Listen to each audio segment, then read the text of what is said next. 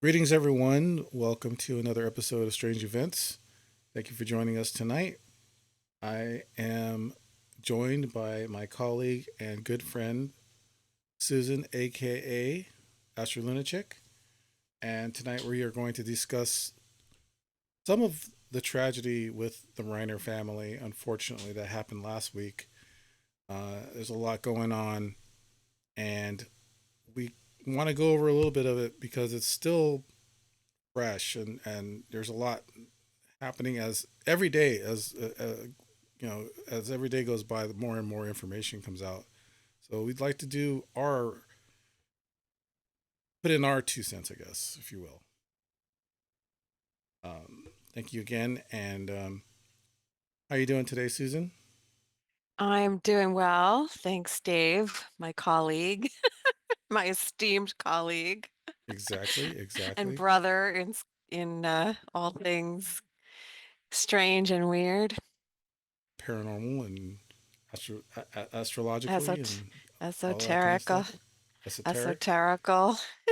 Yeah, So I'm gonna put a good. different little spin on it like I usually do because I have that kind of mind where I feel there's always something behind every reasoning, and That's why I so love you. Yeah, you know, me you never too. know. So uh, I always have that suspicious minds like Elvis wrote in his song. Hmm. Right. I know it's different about Exactly. what he wrote about, but No. yeah, but no, I do feel that there's something else going on. Um, Hmm.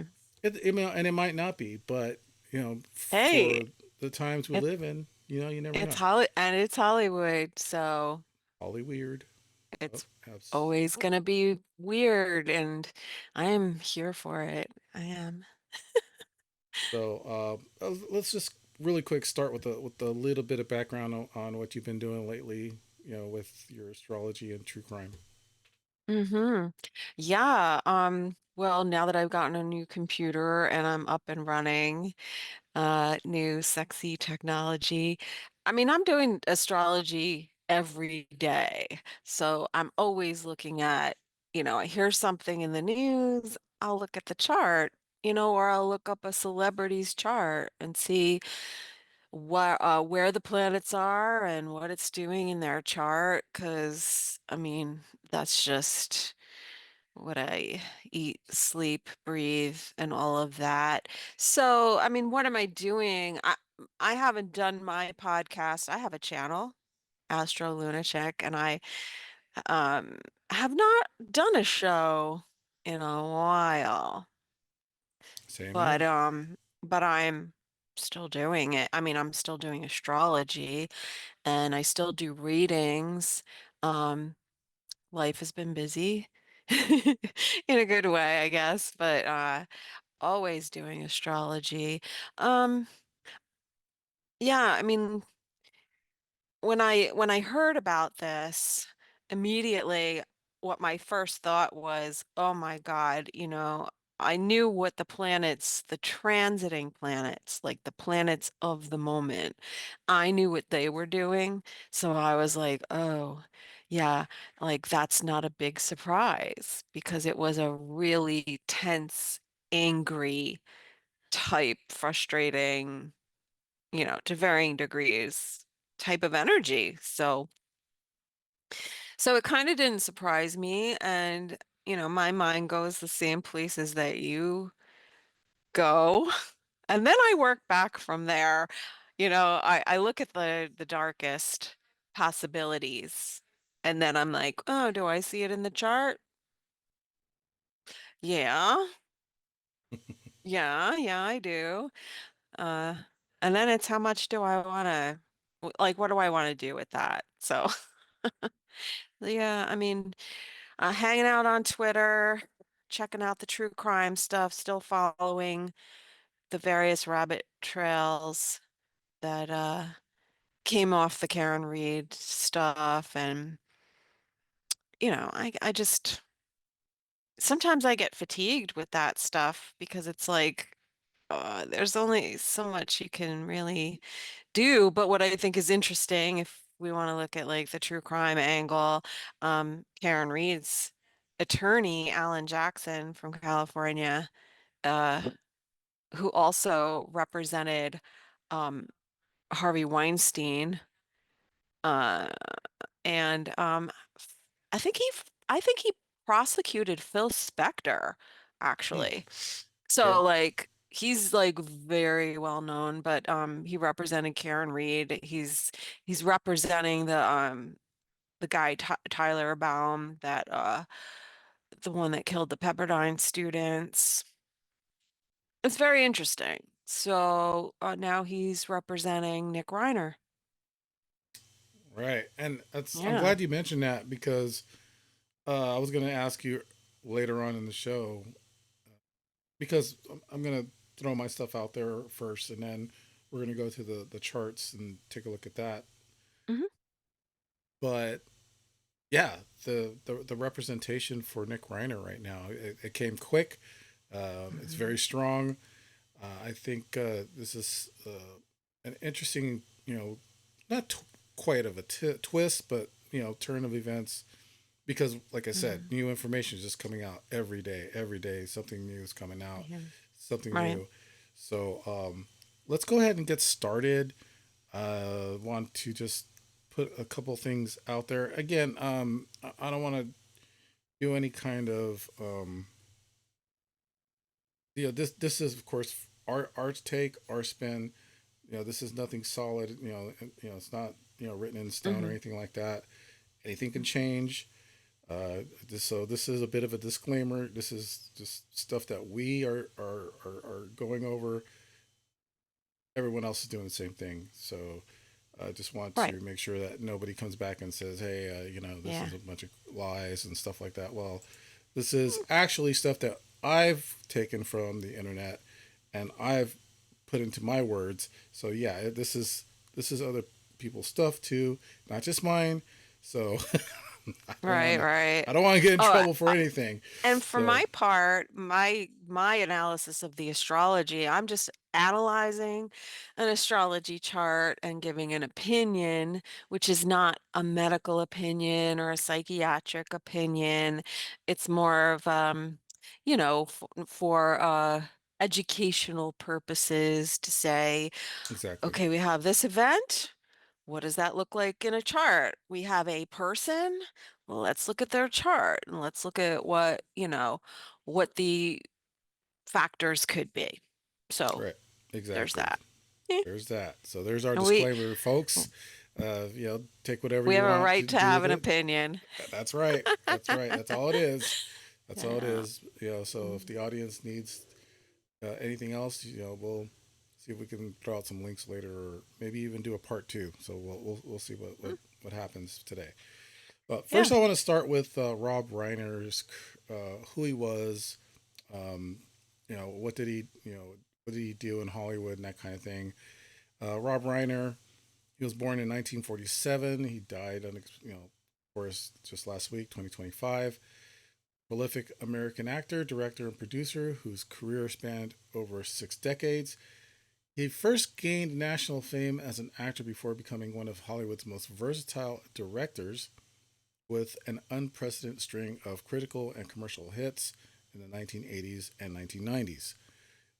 Breakout acting career was pretty much from the sitcom All in the Family, which ran 1971 to 1979, where he played Meathead.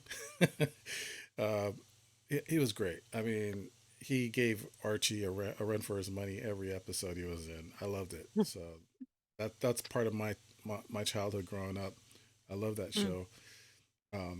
Reiner's most famous acting role was again Michael Meathead Stivic, and he was the liberal son-in-law of Archie Bunker. Uh, he won 2 Primetime Emmy Awards. Didn't know that. So that's pretty cool for his work. Recent work, 2025, shortly before his death, he appeared as Albert Schnur, a mentor figure in season 4 of The Bear. Director, I don't watch that show, but I hear it's pretty good. I don't know. I just Mm. I might go back and watch it, but it's in its 4th season already and seems to be getting a lot of awards. So I don't know. We'll see. And the director key as a director, key film credits Reiner is celebrated for a breathtaking streak of iconic films across vastly different genres between 1984 and 1995. This Spinal Tap was in 1984. It was a mockumentary genre. Stand by Me, a beloved coming of age drama based on the Stephen King novella. Princess Bride, a cult classic fantasy adventure known for its wit and quotable dialogue. When Harry Met Sally, a definitive modern romantic comedy that earned high critical praise. Misery, a psychological thriller that earned Kathy Bates an Academy Award for Best Actress. A Few Good Men, a high stakes military courtroom drama that received an Academy Award nomination for Best Picture. The American President, 1995, an idealistic political romance between Aaron Sorkin. Uh, so there's a lot of stuff. It seems like he wrote a lot of stuff. He did a lot of stuff with Stephen King. Mm. Of course, everyone knows who Stephen King is. I don't have to go into that. But he also co founded Castle Rock Entertainment in 1987, which he produced many of his films and other classics like Seinfeld, documentaries. He directed and produced Albert Brooks' Defending My Life, which he received two Emmy nominations. He has acting cameos, Sleepless in Seattle, The Wolf of Wall Street, recurring roles, New Girl, 30 Rock. His 2025 projects, he completed Spinal Tap 2, The End, continues shortly before his death. So, very prolific career. Rob Reiner, of course, his wife, Michelle Singer Reiner, also involved in some of his projects. You know, they were just they were basically a Hollywood power couple throughout the the genres, the decades. So he's very well known, very well known in Hollywood, and of course just pretty much everywhere. Mm. So that's a little bit about Rob Reiner. Now I'm going to put out a couple of questions that actually were good questions. I already had one of them in my head, but I was talking with our other colleague and friend, um, Jerry Cthulhu uh, from Airplane Mode, the YouTube channel, and other shows that he does with Nish, and so that's something that you guys want to check out later. But I was talking with him, and he gave me some information that I didn't know about. But one of the questions I wanted to up is why didn't Conan O'Brien call 911 at the party when all of this stuff was happening? Because before they were murdered, they were all at a party at Conan O'Brien's. I believe it was the night before, or or maybe even the day, the same day. I'm not quite sure exactly, but here are some of the notes. So, according to reports from December 2025, Conan O'Brien reportedly discouraged guests from calling 911 during his holiday party on December 13th, 2025, to avoid a public scene at his home. The incident involved a heated and explosive argument between filmmaker Rob Reiner and his son, Nick Reiner. Multiple claims that the situation escalated. Guests grew alarmed by Nick's erratic behavior and suggested calling the police to have him placed on a mental hold. O'Brien allegedly intervened with the following reasoning: privacy and control. He reportedly told guests, "It's my house, my party, I'm not calling the police." Avoiding a scene, insiders noted that he did not want a disruptive police presence at the star studded event. Hours after the party, Rob Reiner and his wife, Michelle Singer Reiner, were found home. Nick Reiner was subsequently arrested and charged with their murders. Sources indicated that O'Brien has been deeply affected by the outcome. Some associates emphasizes only the perpetrator is responsible for the tragedy. These reports detail why Conan O'Brien discouraged guests from calling 911 during a party where Rob and Nick Reiner argued.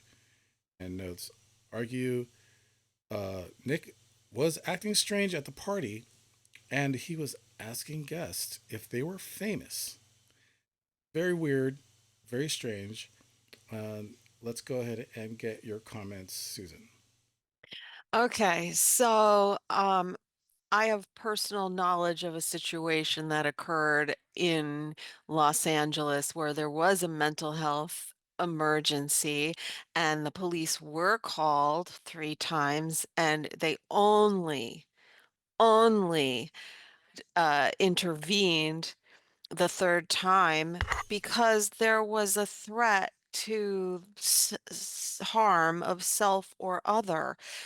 And that apparently is a, a thing. I mean, every municipality has their own regulations and how the police handle certain things having to do with um, mental health and psychiatric emergencies and what they will and what they won't intervene in. So it doesn't surprise me, first of all, that he didn't want to call 911 because, I mean, unless there's a fight and it's physical and there is physical violence or the threat of physical violence, well, if there's a threat of physical violence, by the time the cops get there and they don't see any, you know, nobody's throwing fists, they're not going to do anything. And probably by the time they call the cops and the cops get there, Nick would have been gone. And it Right. would have just disrupted things, and it's embarrassing for people who really like their privacy. But as far as the law goes, I know for a fact that they will not involuntarily put a hold on an adult unless there is an actual real threat of harm to themselves or to others. So that's my feeling is why are you going to call the cops if it's just an argument? I don't know if it got physical. We don't know that. Maybe it did. I mean, if it did, then they would have taken him. But I really think from hearing what I've been hearing about, things that had transpired and um, before all of this, and the way the family had dealt with uh, Nick's mental health and substance abuse issues. It's more of we're going to handle it internally. We'll handle it as a family. We stick together. The doctors aren't helping. The rehab is not helping. Um, from what I can see, there was a pervasive attitude that Nick definitely had Right. that the drug is the problem. Hmm. Or the people, somebody, it's the situation, and that guy made me mad. So, I relapsed, or whatever it was. He was not really taking full accountability. And he was, I mean, it's circulating, it's out there. This recovery podcast that he was on. I don't know if you came across this in the archives, Hmm. Dopey, and listen to him talk. He loves the drug. He really thinks, he literally said, moderation is the key. I don't think I should have to be able to, I can't live in this world without my drugs. So, and yes, I don't put any blame on the family necessarily. I can look at it and say, well, I really don't think that was the right way to handle things. And other people who are well versed in recovery and drugs and addiction have said it. I don't have to say it, but I understand. Right. But As do I. Yeah. I also think it's also sort of tied to this liberal mindset.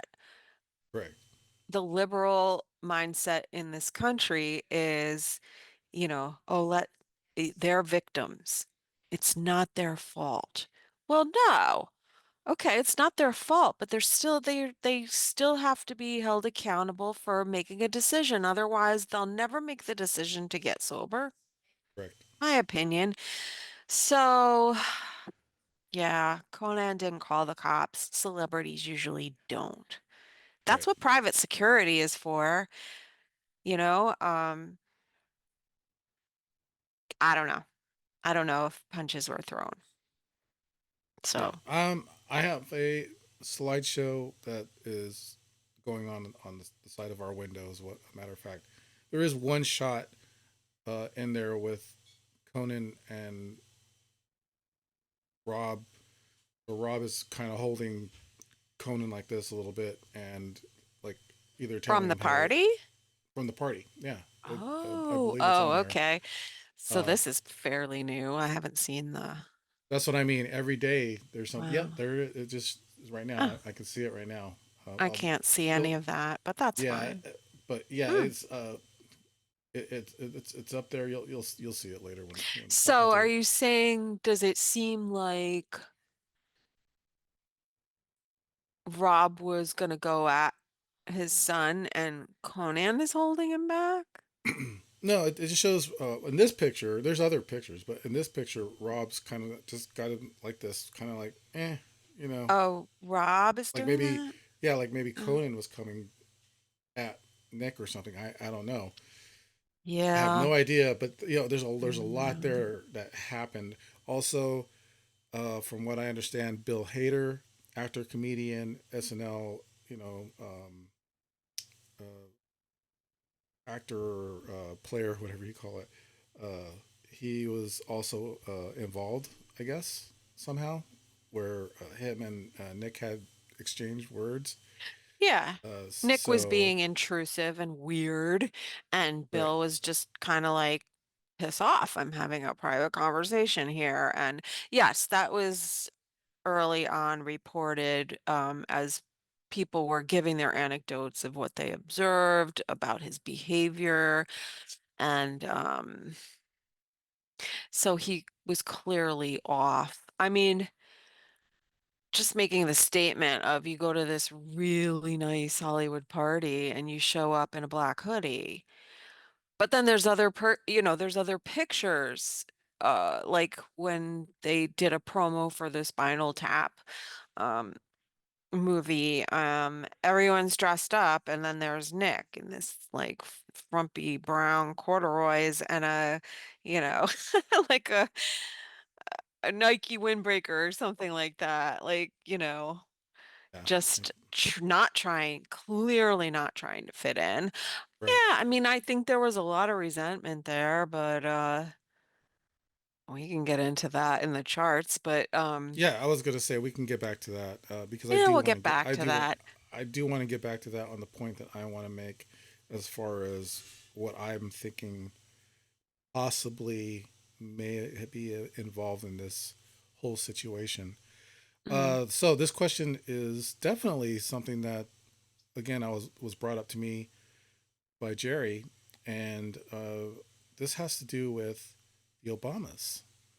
Again, mm-hmm. new information that I didn't know about until today, quite frankly. Yeah, And when yeah. I researched it, so basically the question is, what were the Obamas meeting with the Reiners about that day, that evening, I should say? So in December 2025, former First Lady Michelle Obama revealed that she and former President Barack Obama were scheduled to have dinner with Rob and Michelle Singer Reiner on Sunday, December 14th, 2025. Key details regarding their meeting include a long-time friendship. The Obamas had been close friends with the Reiners for many years. Rob Reiner was a prominent supporter of progressive causes and the Democratic Party. We'll get back to that. The planned gathering, the Obamas were set to meet a couple for dinner at the Reiners' home in Brentwood just hours after the bodies were ultimately discovered. Discovery. The meeting never took place because the Reiners were found stabbed to death that afternoon by their daughter, Romy, after the massage therapist could not get a response at their gate. So she was trying to get a hold of them. And when she went to go check on them, she found them dead. Michelle Obama's statement during an appearance on Jimmy Kimmel Live on December 15th, Michelle Obama shared that they were supposed to be seeing them that night and defended the couple's character following their deaths. We'll also get back to that. She said that they were not deranged and they were very kind people. And Their son, Nick Reiner, who had been involved in an explosive argument with his father at Conan O'Brien's holiday party the night before, was arrested and charged with their murders. So, more questions. Possibly more than the disgruntled son parents argument. Getting back to what I was getting back to what I was saying about actually let's get your comments really quick about the Obamas and then I'll get into I was very surprised because I just peripherally keep up with politics, but I was not aware about the involvement with Castle Rock and the Biden soundstage. So there you go. There's another production it. that Rob Reiner was responsible for that. I mean, I've heard dribs and drabs about that. Oh yeah, it's they're not even filming him in the Oval Office. Like, but then when that came out, I'm like, oh, I didn't know that was Rob Reiner. The other thing I did not know was that it is because, we're hearing about the they're investigating whatever it is, Congressional Oversight Committee or some committee, right? They're investigating what happened with Biden and the auto pen scandal and the handling of Biden. And so the soundstage at Castle Rock plays into that. And then I thought, huh, was Rob supposed to testify? Or did he testify? Or, clearly you keep pulling on the threads, it will lead to who was involved in that whole thing, right? Uh, and then for the Obamas to say, like, okay, so my brain goes, all right, so were the Obamas gonna meet with him to discuss like what his testimony would be and what are you gonna say? Or Yeah, or did it already happen? And are we debriefing? And well, how much did you tell them? And that kind of thing, right? So there's that. And yeah. I mean, this is the stuff that I just didn't expect to come out that I exactly. was like, oh, really? Oh, you don't say. And then my other, because one side of my brain is dealing with that, and the other side of my brain is like, okay, you've seen the chart. He was clearly troubled. There was clearly issues with him and his father. But then, you know, how much of a push did he really need? And if you know that that's already the situation and you want to keep somebody from talking, I don't know. Oh, the other thing I realized too is he was coming out with supposedly a documentary about Trump and Putin and discussing their early lives. And I don't know. I think people were alluding to the fact that it might have been insinuating certain things that went on in their early life, not together, but both of them, that would make them look bad or be very embarrassed or be unsavory, and you wouldn't want that to come out. Um, Correct. like a hit piece, really a hit piece, but it's like, is that not the pot calling the kettle black?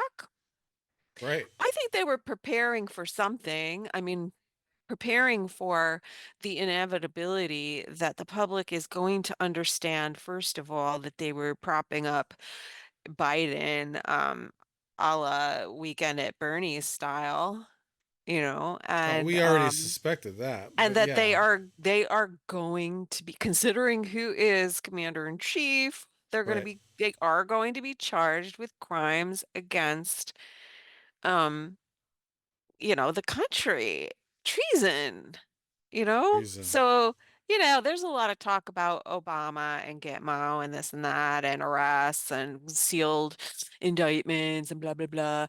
Um, I don't know, but I do think that that's the direction that they were heading in because why wouldn't you? Yeah. Why wouldn't Yeah. you? Lots of So, again, every day there's more questions, more information that is, yeah, it just constantly coming out. And it so, it really feels like to me like if they wanted to close the Rob Reiner chapter, everyone knew what the situation was. And all you got to do is kind of like lead that horse to the water and right. say, you know what? You really are better off on drugs. Or let's get you a new psych doctor. And Hmm. they're going to put you on meds. Okay. And then you're going to start smoking meth again? Great. Good idea. And the paranoia is already there. Yeah. So I could see a scenario where there were people advising the Reiners how to handle, like, now's the time. You got to be hard. You got to step in, and knowing that that's the straw that's going to break Nick's back, and Right. saying, talking shit over here to Nick, like, your dad said this, like, he really doesn't appreciate you, and I'm on your side because Possibly people are, planting ideas in Nick's head. yeah, Yeah. because people are snakes. Yeah, for sure. You're dealing with a pit of vipers. Yeah. Well, it's There's Hollywood no and politics. loyalty, and there's no loyalty. And when your number is up, your number is up. Yep. And like I said, there's just so much that we don't know. That we can Right. that we can speculate. Sure. But as Yep. time goes on, that speculation starts to look more and more like that could be some of the causes of this tragedy. So I will Yeah. continue on what one of my main theories are about this, because you can go anywhere in this situation. I mean, seriously, you can go in any direction as far as you Yeah, can I make. know. There could be 1,000 rabbit Oh, holes here, but I'm going to go down one of them that's been prolific, um, in this kind of narrative as far as conspiracy goes when it comes to these kind of things. And I'm going to lean into the possibility of some kind of, I'll just say it, um, mind control, possibly taken over. Some kind of outside influential thing that happened with Nick Reiner. And yeah. for whatever reason, that plus the use of methamphetamines and drugs, and him being, just a basically a garbage can when it comes to, mind altering chemicals. Mm. The upbringing with his father, who, by the way, I didn't mention this, was also in rehab just last year.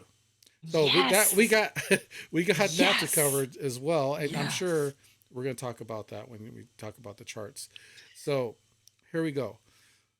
Rob Reiner was one of the most vocal and persistent critics of Donald Trump entertainment industry. He frequently characterized the Trump administration as a direct threat to American democracy and described Trump himself as mentally unfit for the presidency.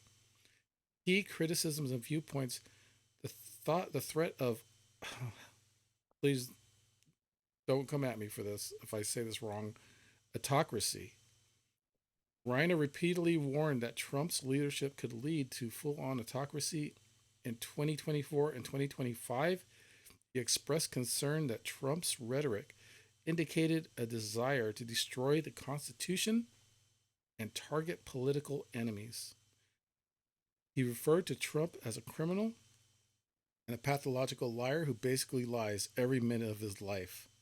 He famously called him the single most unqualified human being to ever assume the presidency. God and Country documentary. In 2024, Reiner and his wife Michelle produced the documentary God and Country, which explored the rise of Christian nationalism and its connection to the January 6th Capitol attack. Committee to the investigate and excuse me, We go back.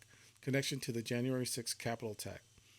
Reiner was a co founder and advisory board member of this nonprofit, which aimed to publicize the findings of investigations into Russian interference in the 2016 election. Trump's responsible, and this is Trump's response to Reiner's death. The following Reiner's murder on December 14th, 2025, President Trump has published a controversial post on Truth Social, which was widely condemned by both Democrats and some Republicans. Trump claimed Reiner died due to, quote, the anger he caused others, unquote, through his, quote, massive, unyielding, and incurable affliction with Trump derangement syndrome, unquote.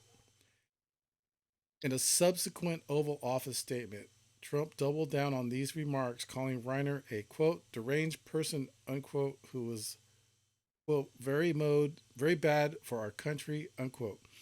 Republican backlash. High profile Republicans, including Representative Mike Lawler and Representative Marjorie Taylor Greene, criticized Trump's lack of empathy, calling the deaths a family tragedy that should not be used for political attacks. So, right there, we can see there is no love loss between Reiner and Trump.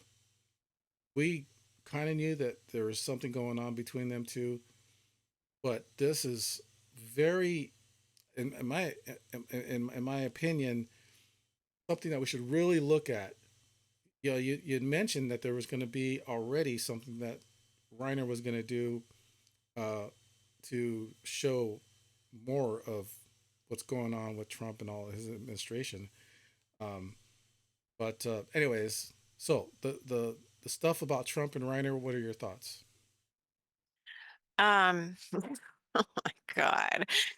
Uh, like I actually cannot believe, but I can believe that Trump said that, Of but course, it's like so tone deaf and so like, ugh, God.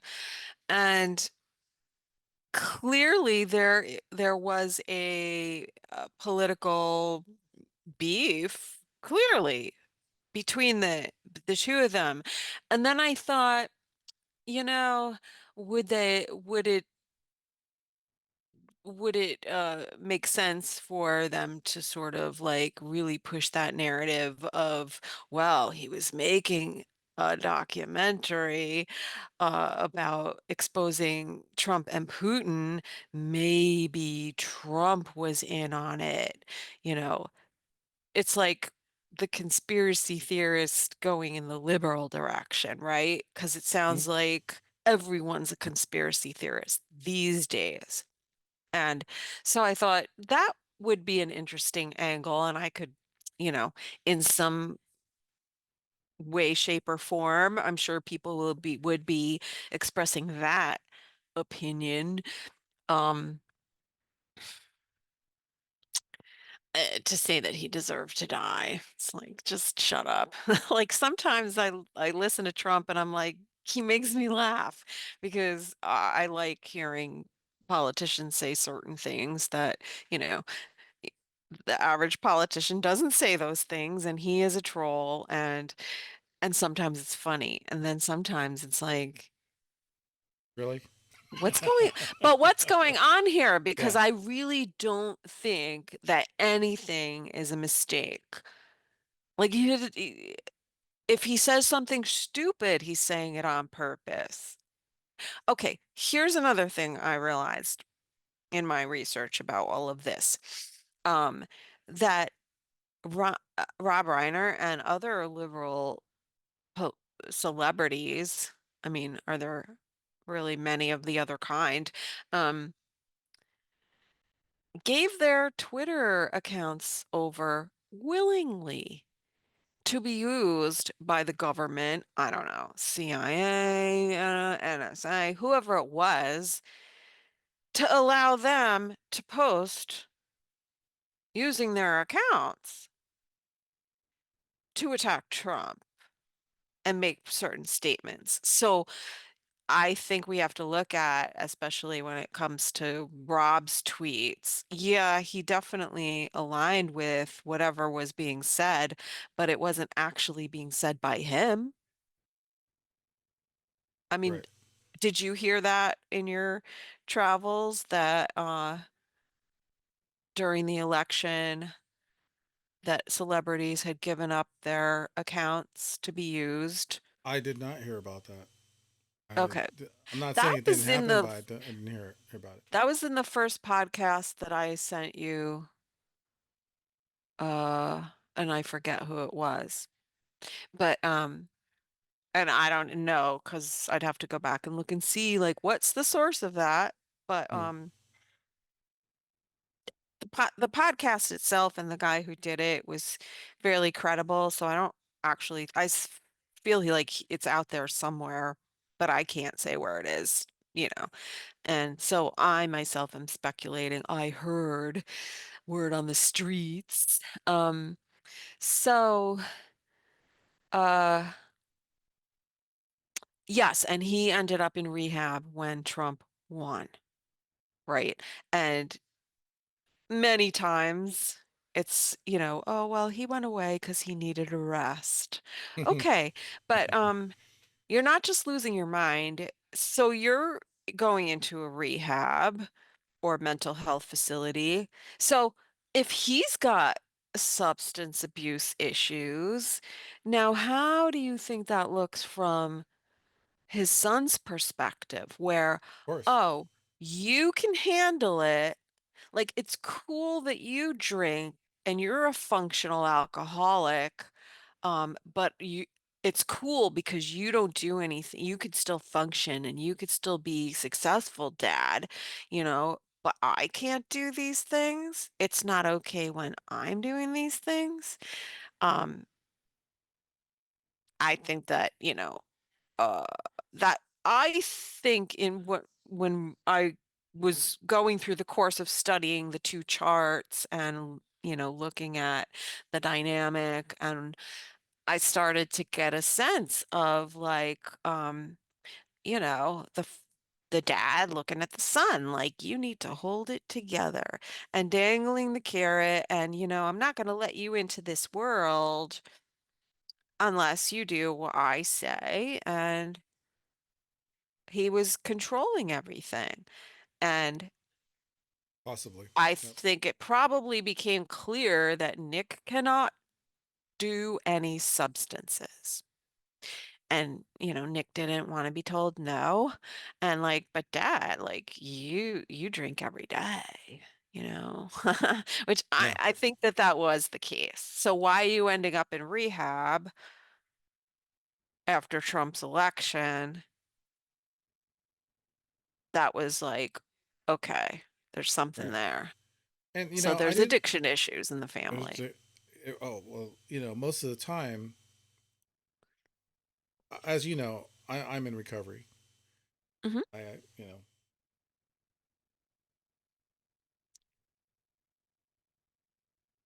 anyways, yeah. So this is one of my thingies that I Mm. wear. I'm, very happy that I'm in recovery and years, and so I understand that there's a lot that goes with recovery than just stopping the use of drugs and alcohol. Hmm. There's a lot of, first of all, there could be a lot of trauma that happens in one's life that Right. people are covering up with all this substance abuse, right? With all the Yeah, of chemicals and course. stuff. So Hmm. I think just the fact that you're a Hollywood kid growing up with parents that used probably drugs and alcohol. Oh, by the way, we didn't mention the partying that happened with Rob and his first wife, Penny Marshall. I don't know if that was his first wife, but when he was married to Oh. Penny Marshall, we didn't mention Hmm. how much partying went on there. I Oh, never knew. I yeah. never knew how bad Penny Marshall was until I read about that and I heard that on that podcast. I was like, oh my god! I mean, that's just so Uh, crazy. But it makes yeah. sense because Yeah. that's what people did back then. All the time. So All the time. It was Hmm. around him. It was around him constantly. How do you not grow up and not be an addict, and not, Right. dabble into something and then, oh, this feels good. Yeah. And then all of a sudden, Yeah. it just takes over your life. So, Yeah. And I imagine it's really hard to watch everyone around you who's using something at the very minimum, absolutely. alcohol, all the time, and still functioning And some people still. can, And some people can. That's what we call like a but not him. functional addict. But then he's got the mental health issues. Yeah.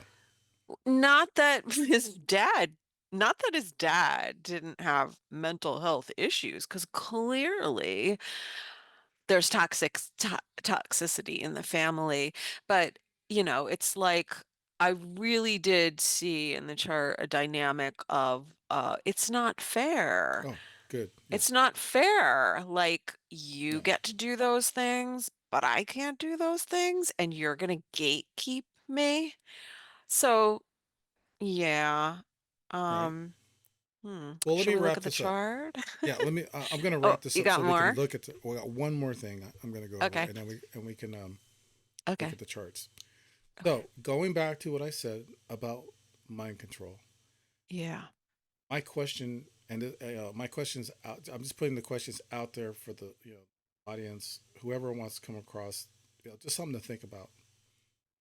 And in the past, of course, on this show, we've talked about mind control programs such as MK Ultra, Monarch projects, that kind of thing.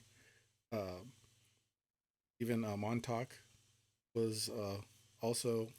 They made a show about Montauk. As a matter of fact, Stranger Things. People probably Mm, don't realize that. That's based on some of the stuff that's happened in the Montauk story. That a lot of our colleagues and people that do this kind of stuff talk about. I would highly recommend people to go back and check out Montauk project. So when I mentioned mind control, I asked myself, was there any government involvement with some of these projects? And yes, several government led projects focused on mind control and behavior modification. I'm not going to go through all seven of them. I'm going to go only a couple of them. But these programs primarily occurred during the Cold War as the United States sought to counter perceived advances in Soviet and Chinese brainwashing techniques. So confirmed projects, major projects of mind control. One of them was the one I mentioned earlier was MK Ultra. So from 1953 to 1973, the most notorious program run by the CIA, which aimed to develop drugs and techniques to control human behavior and extract information during interrogations, involved 149 sub projects. I mean, like I said, it just goes forever. There's you know project after project after project that it just with this one type of topic that we're talking about is mind control. The other one, Project Bluebird, 1950 to 51, an early program focused on determining if hypnosis and truth serums could prevent government employees from revealing secrets or help detect if they had been brainwashed. Now, the way they're trying to make it look at like, yeah, we had some projects on mind control, but it was for self-defense. Right? It's like this is good mind control. If there's ever, yeah. I mean, if you can even say that. Uh, so that's stuff that I think people should at least ask themselves. Well, if they could do it to protect, can they do it also to get someone to do something else, right? And that's kind of where I'm going with this. Uh, Mhm. Project Artichoke is another. Ever heard of that one? It's pretty interesting. So Mm. there's all kinds of different ones, and this again is involved with drugs and uh, morphine, LSD.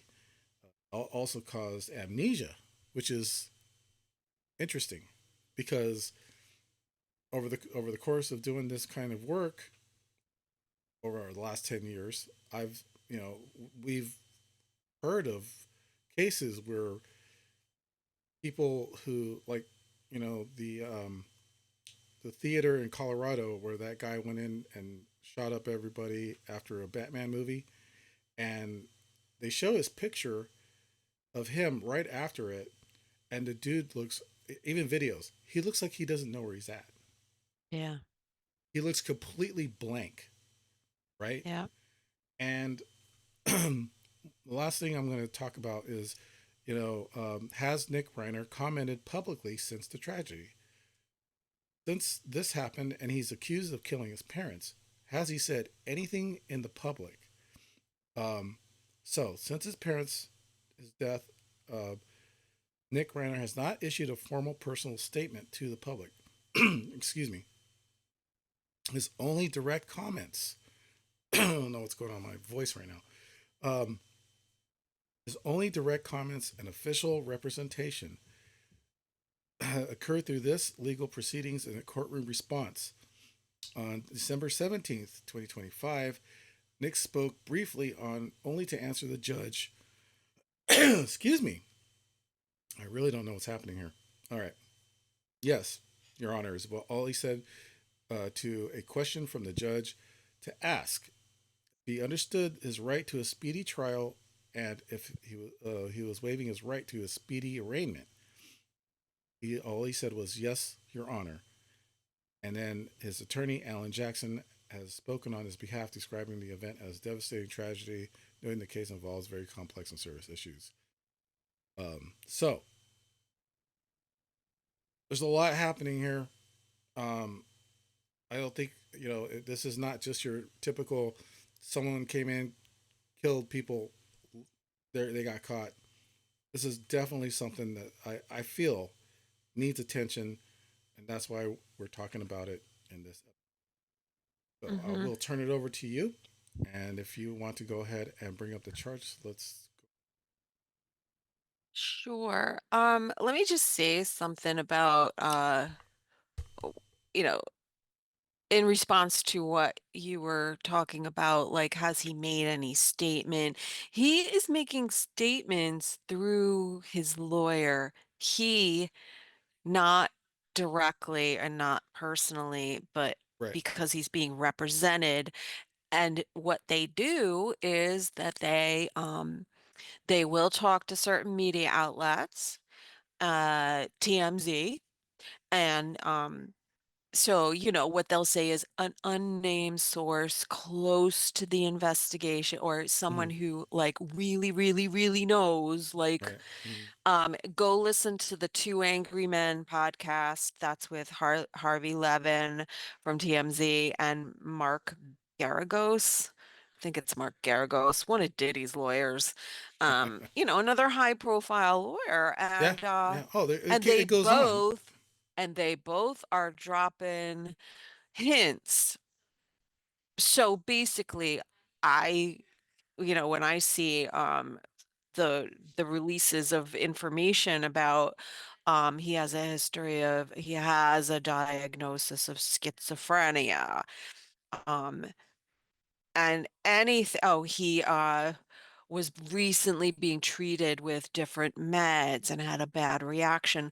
This is the defense attorney seeding uh, the public with information because your jury pool is out there.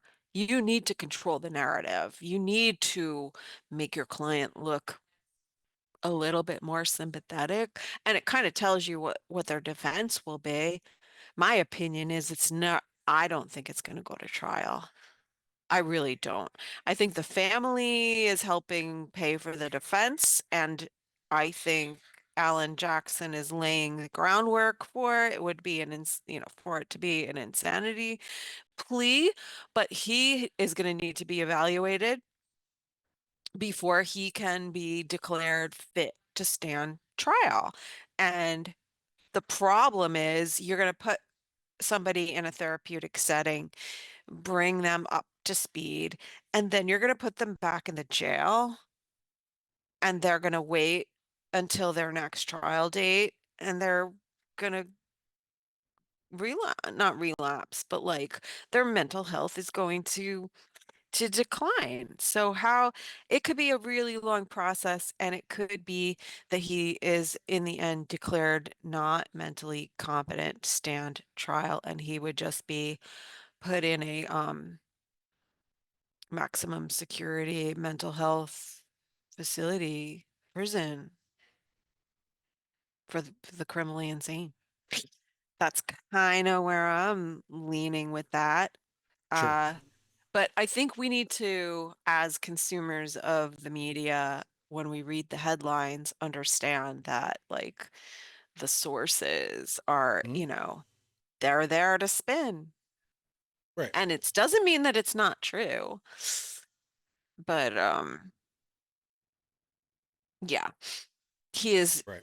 indirectly making a statement through his lawyers. But also, if you go and watch that podcast, Two Angry Men, they talk about, okay, our unnamed source says, because there were inquiries as to what is his state of mind now? How is he feeling? How is he acting? And they were told by someone close to the situation that he Yeah. is calm, he is stabilized, he's dazed. I mean, he sounds like he's out of it, sedated, in shock, Right. maybe doesn't remember anything, or he's disassociated because although they're talking about a diagnosis of schizophrenia, um, I think that we could be looking at possibly and probably a dissociative personality too. A- And one of the interview clips with Rob and Nick, Rob is talking and he's all, they're talking about the movie Being Charlie, which I watched, by the Oh, way. how is that? Very interesting. I'm dying to watch that. It was insightful, but still, it was controlled by his dad. He wrote the screenplay Right. in rehab or with one of his rehab friends, buddies. Um, I'm sure that, his dad probably minimized the unflattering things. Gatekeeping. I mean, what. I just think there's just, he is his handler, was his handler, and that was part of the problem. But Yeah, we hear that term the quite a inter bit in these kind of shows, well, and my point was I forgot to like get where I was going. Sorry. That Nick looked disassociated. yeah, common with He these kind of looked things, disassociated. Like, kind of yeah. cases. Yeah. Yeah. All right, so Okay. we want to get Are we into the ready? charts, and so we might the screen might get a little funky, but I'll do my best to fix it. So let's go ahead and I'll Okay, let me leave go the ahead sharing and to you. share. Sharing is caring. Oh, it's not turned on, so I'm sending you a request. Oh, okay. Hey, Sorry about that. I thought I there. took care of No, it's fine. Let's see.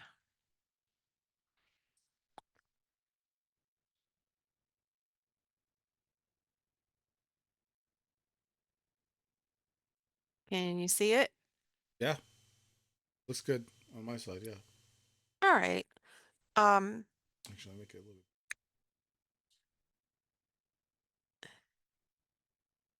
light off and then bigger. So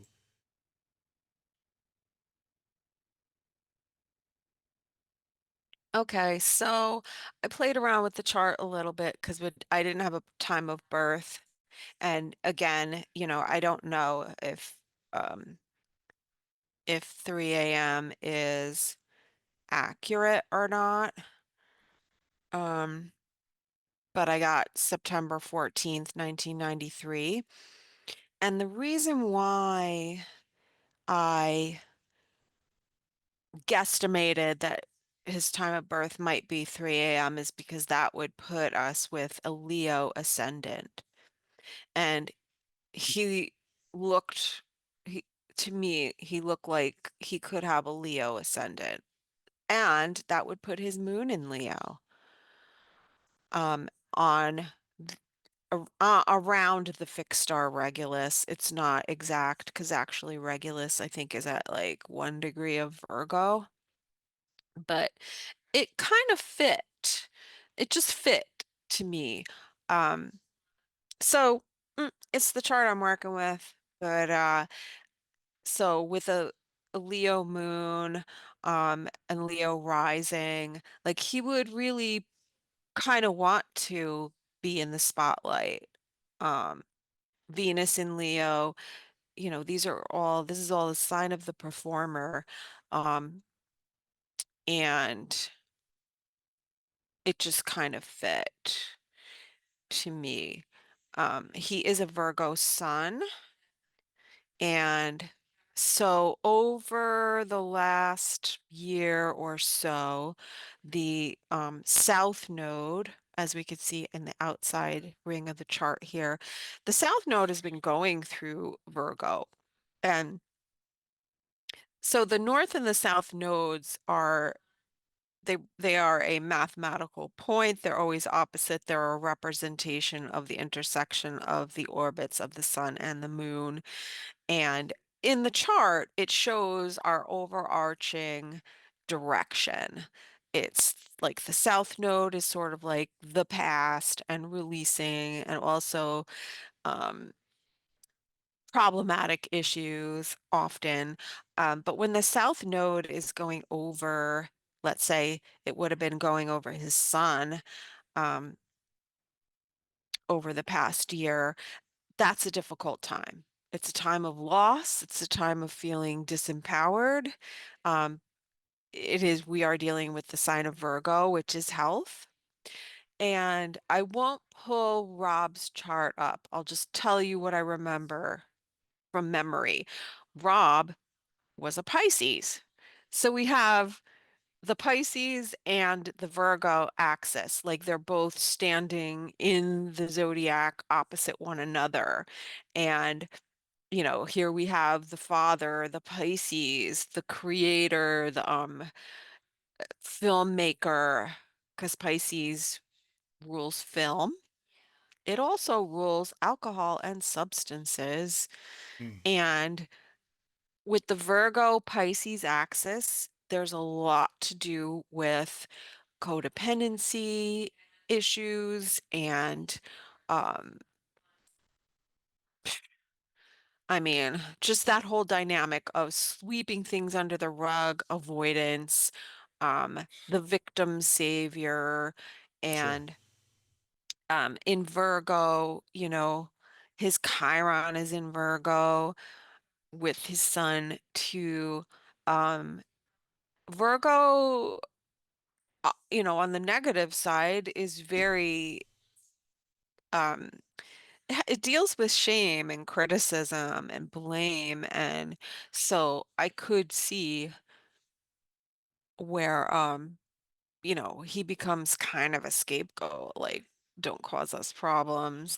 But also, just to mention that we have this, the sun at around 21 degrees of Virgo is on a fixed star, which is in the constellation Leo. I know it gets confusing, but this fixed star, we're talking astronomically versus the zodiac. It's not completely lined up, but that's the star Denebula, which is in the tail of the lion. And this is known to be a very difficult star. Um, Difficult in the sense that it brings quarrels and disgrace and just a lot of difficult dynamics. Like it's a person who's going to be difficult. Not to say, all right, if you have your son there, your chart is different, your mileage may vary. This isn't, a reflection on all 21-degree Virgos, but the star is difficult. It may not be that you are the difficult person, it's that you have, you experience difficulty, right? And so I could see the dynamic being where, like, he's the problem child. And he often talked about the fact that he was a thorn in his parents' side and blah, blah, blah. So, so the North Node being in Pisces is putting the emphasis on Rob Reiner, his dad. And, you know, it's kind of like the loss is on the side of Nick. Like, you get everything and I get nothing. It's not fair. Um, so if I'm right about this time of birth, that would put his son in the second house. And I think that there was a lot to do with money and maybe a trust and how much money his dad was willing to release to him. And I think that that was a big issue, but we'll get into that later. But also, just to mention that the sun in astrology, the sun, that planet is one of the significators of the father. So the moon is the mother, and the sun being the father, the masculine principle. Um, Saturn is the other indicator of the father, and we'll talk about that in a second. Um, you do have the moon, I think, in Leo because he presents to me as a Leo, Leo rising, Leo moon, wants a lot of attention, definitely attractive. He's got Venus there in the first house, close to the ascendant, maybe if that's his ascendant, but that would be also, we could look at this as the mother and the feminine principle with Venus. And then you have the father opposite as the Saturn as the role of the father, the authoritarian, the gatekeeper, the restrictions, the one who says no, right? And the opposite, you get a lot of love and affection maybe here and adulation, and your mother saying, you are talented, you're beautiful, you're creative, you could do it. And then your dad is in Aquarius, icy cold, no. Like, no. And it's weird because it's in the sign of Aquarius too. And we should look at what Aquarius means. Aquarius is groups and networks of people. So it's his dad, Saturn, and his dad's groups and networks, and connections. And um, that makes for an interesting polarizing dynamic. And what else do we have going on here? So I'm just looking to see what else sort of jumped out. I guess we could go and we could be looking at December 13th. That's Conan's party. And the moon would have been in Libra. And towards the evening, maybe it would have been, um, oh, this is set for New York, 3, 4, 5, 6. So probably in the later degrees of Libra by the time the party rolled around, and it would have hit his Jupiter and his Mars. So triggering his Mars, which is being opposed by Chiron, where it's transiting, and Chiron in Aries is the wounding of the individual, like wanting to be, an independent person, um, and functioning, let's say, separate from the parental unit, and triggering his Mars. It's like he can't act autonomously, or and with Saturn has been opposing his sun for a while now. So it's like, and the part of the chart that Saturn is in, this is where I feel like there's custodial money and the control of whatever money he had, or even his opportunity to make money. Whereas, dad'll help him if he is doing what he needs to be doing. And so the other transits that we had that particular weekend, we had Mars, which would have been for the week. The sun and Mars, the sun would have been squaring his sun. So that's a turning point. But Mars, 2 weeks before that, would have been squaring his sun. So that's also difficulty, um, confrontation and anger. And then at the time of the party, Mars would have been squaring Saturn and Neptune. It had been. So this was leading up to the party. So Mars, that's his agency, his ability to act independently as an adult and take action. Mars is taking action. Mm-hmm. Mars is anger and aggression also. And Saturn is no, because Saturn delays and Saturn presents obstacles. So it's like, I want to do this. And Saturn says no. And so I remember looking at this a couple of weeks ago. I'm like, oh, this aspect is coming. It's gonna be crunchy. So at the very minimum, it's anger and frustration about not being able to move forward, about Right. not being where you want to be, for the rest of us, for the normal folk. But Hmm. this is where I see it being triggered, and the moon would have squared also. Um, that's just, the tipping point. He's got a square in his chart between Jupiter, which would be, like his goals, his ideas, his creative projects, and the momentum to expand Mm-hmm. what he was doing, where he wanted to go. It comes up against Neptune and Uranus.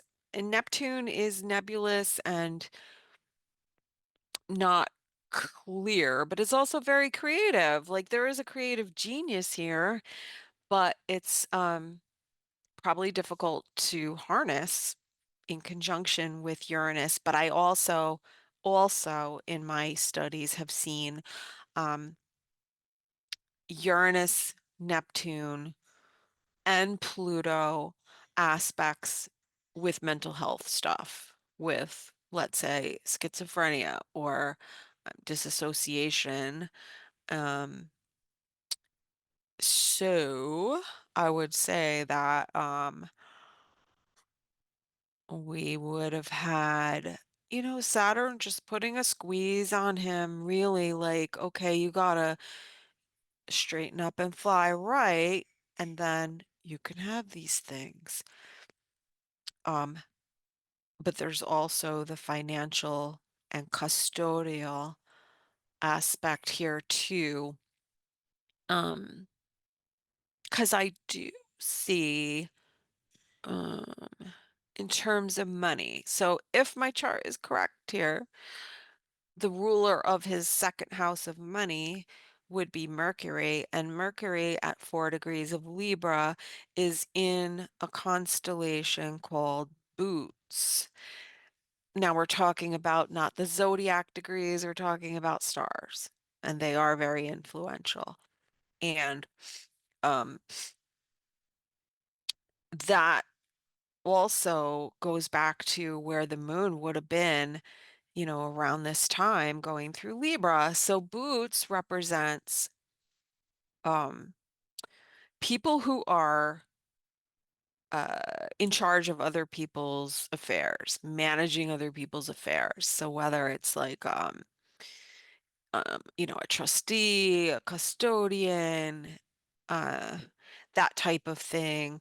Um, and I also saw this with his progressed chart. I won't bring up the progressed chart right now, but basically the progressed chart is where you're at today versus where you were when you were born. And his progressed sun and Jupiter were conjunct, and the moon would have hit that day. So the progressed sun, that's his identity, yes, but it's his father too, and it's Jupiter, and that has to do for me with legal things and also because of the star that Jupiter progressed sun and Jupiter would have been at um and close to his natal Mars. So 25 degrees from memory would be his progressed sun and Jupiter coming together, and Jupiter is legal stuff. So uh at tw and 24 degrees of Libra is another fixed star, um, Spica and Arcturus, two of them. And they are also, one of them, I think, is also in the constellation of Boots. And that whole constellation has to do with custodial things. Right. So I think it looks like to me, um, we so you have Saturn here. Saturn would have been trining his is trining his progressed sun and Jupiter. So sun, the father, Jupiter, legal guardian. That's what it is.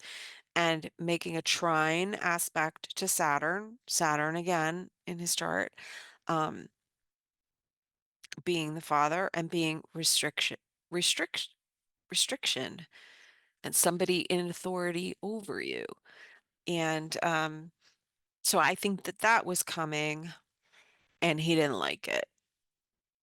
And there was the anger, Mars pushing up against Saturn and and it snapped completely. So I mean it's again with the mental health stuff, Pluto in Scorpio. Scorpio is mental health, drugs, addiction, um, dysfunction, also sexual stuff. Maybe we go there in part two. I don't know. Yeah.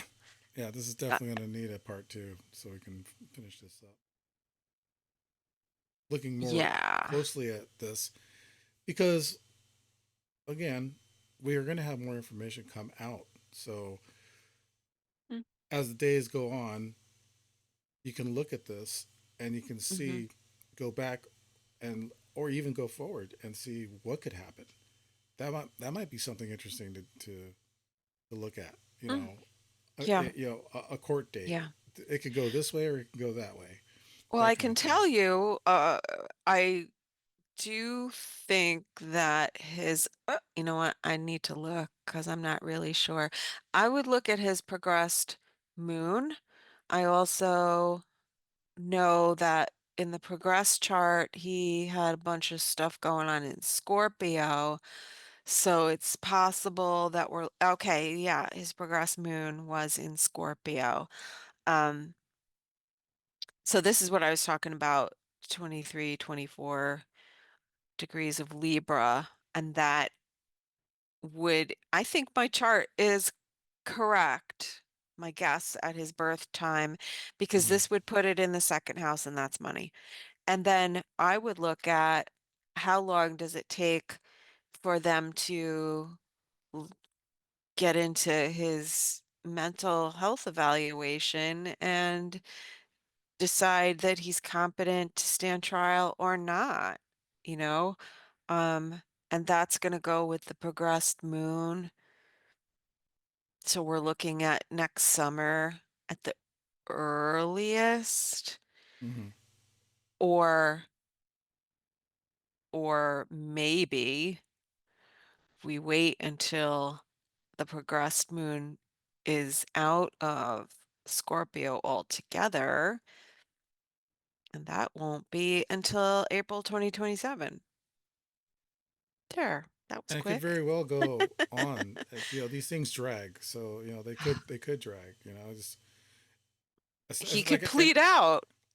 He could true. plead, but I don't think they want him to do that. I think that they really want him to get help, and he needs to be in a mental Oh, health for sure. Yeah. institution. Right. So, Well, I don't want to say this is the best case scenario for him, but it could be that he does plead insanity. And I think that would that, that yeah. would that would help him. Well, I want to take a look at something really quick, or I want to bring something up really quick. Mhm. Sometimes there's cases like this in Hollywood, but not a lot when it has to deal with family tragedy as far as parents go. The only other case that comes to my mind, and probably yours, where I'm going with this probably already, is the Menendez brothers. Yeah. And I think those were different situations. I think those were different. I don't want to say. Um, all I'm going to say is that this sounds similar, right? Yeah. But I think it's a different situation with the Menendez brothers and their family. Um, as a matter of fact, I think this would be also something good to look at later on, Susan. Maybe Look do at the an episode Menendez on. chart. Yeah, yeah, definitely Yeah, maybe. another time. Mm. But this seems like a different situation only because I feel like the Menendez did it for other reasons and Nick did it for other reasons.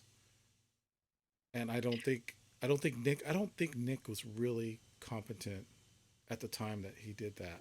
Like it may have been premeditated, but I don't think it was premeditated only by him.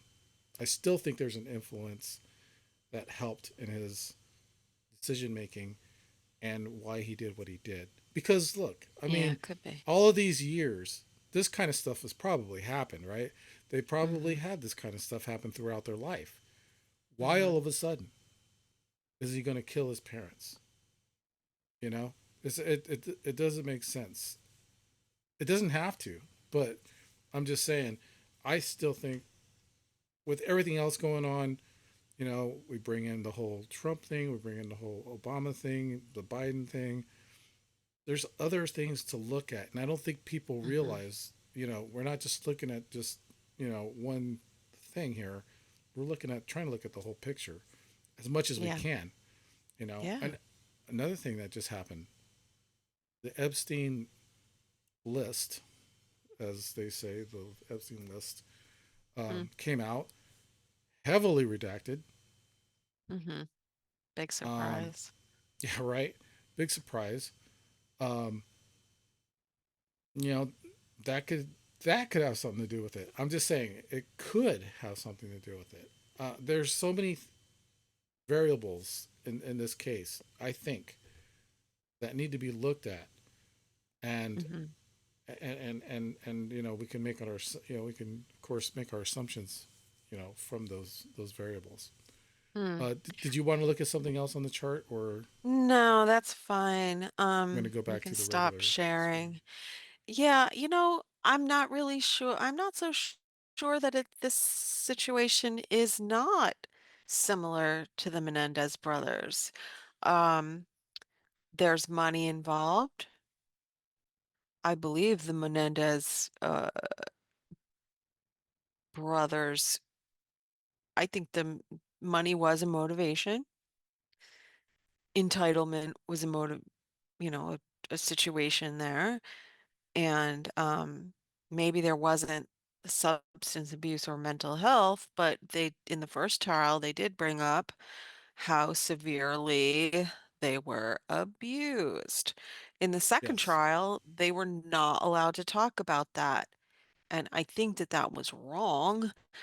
Oh yeah. And then the reason why they didn't get parole is because they did shitty things in prison. also.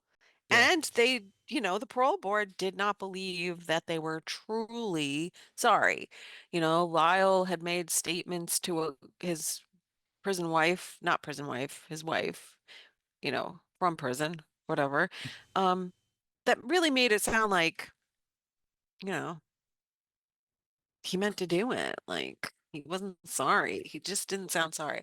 But I'm not sure that this isn't similar, and that makes my mind stretch in the direction of what kind of trauma and abuse did Nick experience, Yeah. in regard to his father? And I'm sorry, but his father's friends. I Well, see that's a his good point. father's friends in the chart. Yeah, no, Yeah. that's exactly something else I was going to bring up because in my slides that's showing right now, Hmm. he seemed like he was very close to Billy Crystal. He seemed like he was very close to Larry David. And let's face it, it's a very strong Jewish community presence. Yeah, and I'm sure he grew up with them around the house because that's dad's friends, Yeah, you and know. and so there's a lot of Hollywood influence um, surrounding this family. Yeah, right. Surprisingly, it's a good. That's another good point you brought up. If Nick was creative and that kind of thing, why didn't he pursue acting or something else in the industry where, hey, he could have been a nepo baby, but you know what? He would have done fine, Well, because probably. he was unstable and Right, did weird things, and people didn't want to cast him or hire him. Um, there was, what did he worked as an intern on what was it? Social media. It was a social media platform. I forgot, maybe it'll come to me. And mm, that was like as a favor to his dad, and someone who knew him while he was an intern said, he just didn't fit in. He didn't fit in. yeah, So why that's a didn't he shame. pursue it? That's the thing. I think that's his frustration. He did want to pursue it, and he Right, wanted the success that his dad had. But, you know, he couldn't function because unless you can keep your addictions or your dysfunctions in a box and not right. bring this, the weirdo things out.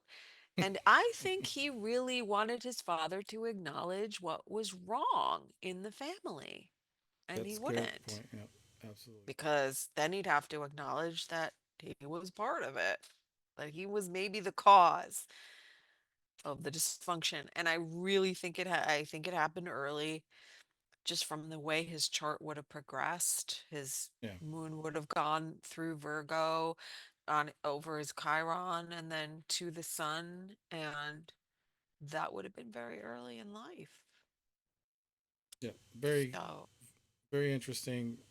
Again, this is so much to unpack, and there's. I just think there's going to be more information as absolutely. as Yeah. this case progresses. It's not open and shut.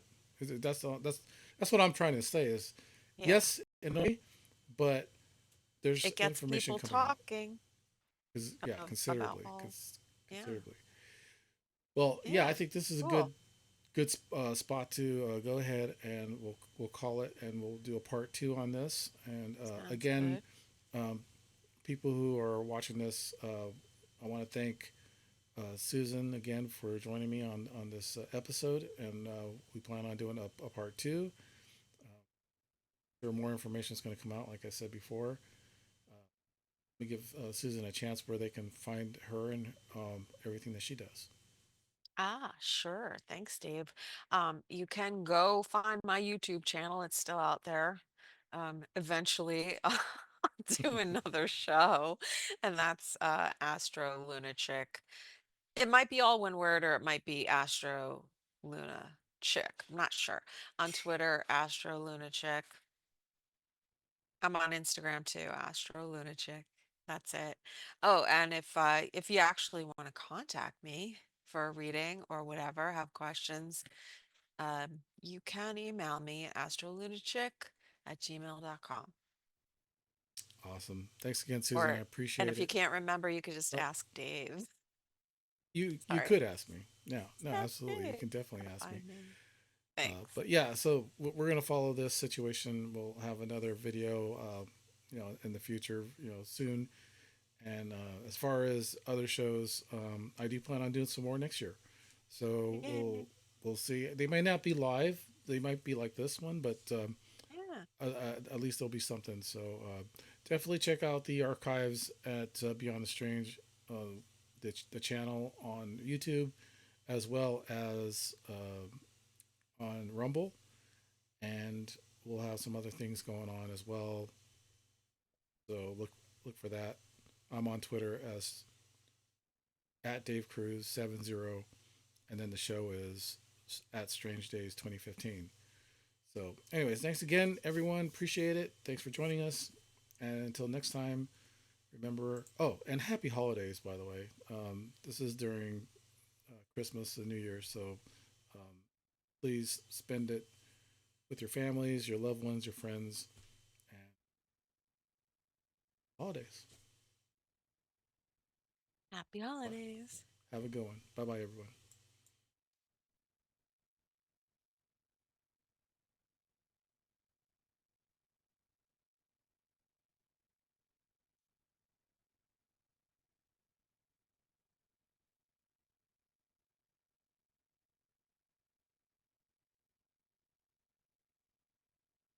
Oh, yeah. Oh, good to know. Mm-hmm. Good to know.